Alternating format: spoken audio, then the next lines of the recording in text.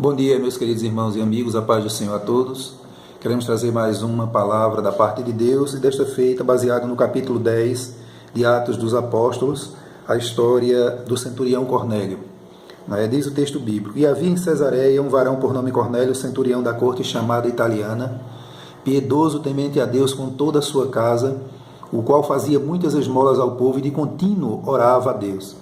Este, quase à hora nona do dia, viu claramente numa visão um anjo de Deus que se dirigia para ele e dizia: Cornélio. Este, fixando os olhos nele e muito atemorizado, disse: Que é, Senhor? E o anjo lhe disse: As tuas orações e as tuas esmolas têm subido para a memória diante de Deus. Agora, pois, envia homens a Jope e manda chamar a Simão, que tem por sobrenome Pedro. E este está com o servo Simão, curtidor, que tem a sua casa junto do mar, e ele te dirá o que tu deves fazer. Muito bem, meus amados irmãos e amigos que estão nos ouvindo, esse texto mostra a misericórdia de Deus para com o homem, não é? O cuidado, o zelo de Deus, a preocupação de Deus em libertar o homem, não é? Dos pecados, em fazer com que este homem tenha uma intimidade completa em toda a sua plenitude com o seu Deus. Nós vemos aqui o exemplo de um homem que era um homem bom, não é? Um centurião da corte italiana, um homem, um romano, não é? Mas um homem temente a Deus. Era um homem que ainda não tinha tido um encontro especial com Jesus, ainda não tinha reconhecido o sacrifício de Jesus na cruz do Calvário. No entanto, era um homem bom, um homem que dava esmolas, um homem que pagava os seus impostos, um homem que se comportava bem com a sua família, com os seus vizinhos. Tanto é, irmãos, que o próprio Deus, através do anjo, dá testemunho dele, dizendo: Olha, Cornélio, as tuas orações, as tuas esmolas têm chegado diante de Deus, Deus tem registrado. Mas falta alguma coisa a ti, Cornélio, porque no texto nos leva a entender isso, irmãos, quando ele diz: Olha, envia homens a Jope e manda chamar a Pedro, que está com o tal de Simão, curtidor, e ele virá a ti e te dirá o que tu deves fazer. O que Cornélio deveria fazer, o que Pedro iria falar para ele, irmãos, era que tudo aquilo que ele estava fazendo de bom, até porque, irmãos, ser bom, não é?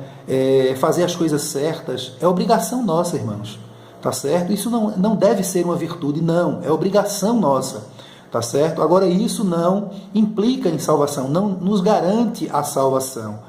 E mostra também algo interessante, irmãos, que o tratar de Deus com o homem é diferente. Em que sentido? Cornélio era um homem bom, um homem que ainda não tinha aceitado a Cristo como seu Salvador, reconhecido o sacrifício de Jesus na cruz do Calvário. No entanto, era um homem íntegro, diferentemente de um homem que viveu na sua mesma época e que praticava toda sorte de iniquidade, um prostituto, um ímpio, um homicida. E Deus trata com estas pessoas de forma diferente. No entanto, em se tratando da salvação, irmãos, se ambos partirem para a eternidade sem reconhecer em Jesus o caminho da salvação, em Jesus o único caminho que conduz o homem ao céu, ambos irão, irmãos, para o mesmo lugar, ou seja, para uma eternidade sem Deus, sem paz e sem salvação. E aí, irmãos, o cuidado de Deus é tão tremendo que, ao mesmo tempo que Deus se preocupava em dar a mensagem, advertir Cornélio, falava com Pedro lá do outro lado. Por volta do meio-dia, irmãos, no momento da fome em que a comida estava sendo preparada, Pedro, sentindo o cheiro da comida, ele tem um arrebatamento de sentidos e numa visão ele vê algo tremendo, irmãos, e nós queremos ler aqui. Diz o versículo 10: E tendo fome quis comer, e enquanto lhe preparavam, sobreveio-lhe um arrebatamento de sentidos, e viu o céu aberto, e que descia um vaso como se fosse um grande lençol, atado pelas 4 pontas, vindo para a terra, no qual havia de todos os animais quadrúpedes e répteis da terra, e aves do céu, e foi-lhe dirigida uma voz: Levanta-te, Pedro, mata e come. E Pedro, vendo aquilo, disse: Não, Senhor, de forma nenhuma, porque era ilícito, não era lícito ao judeu comer esse tipo de animal, não é? Quadrúpedes, répteis, não é? E aí Jesus diz para Pedro: Olha, Pedro, não tornes imundo o que eu tenho santificado. Jesus estava dizendo para Pedro: Olha, Pedro, não fazes acepção de pessoas. Eu morri, foi pelos quadrúpedes, pelos répteis, por todo tipo de animal peçonhento que a ti não é lícito comer, Pedro.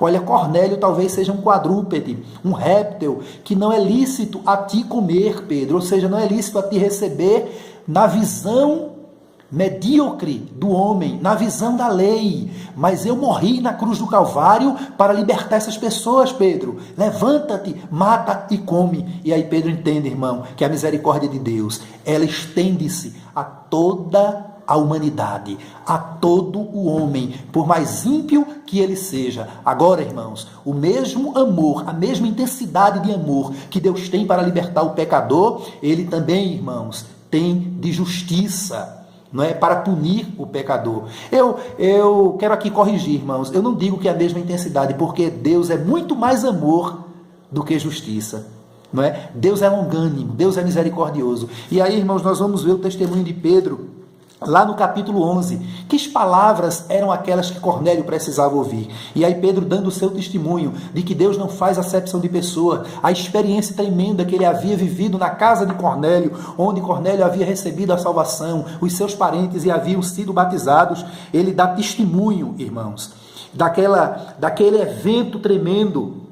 E ele diz no versículo 10, no capítulo 10 e o verso 34, e abrindo Pedro a boca, disse, reconheço por verdade que Deus não faz acepção de pessoas. O capítulo 11, o versículo 13, irmãos, está escrito, e contou-nos como vira em pé um anjo em sua casa, e lhe disseram, envia varões a Jope, e manda chamar a Simão, que tem por sobrenome Pedro, o qual te dirá palavras com que te salves tu e toda a tua casa.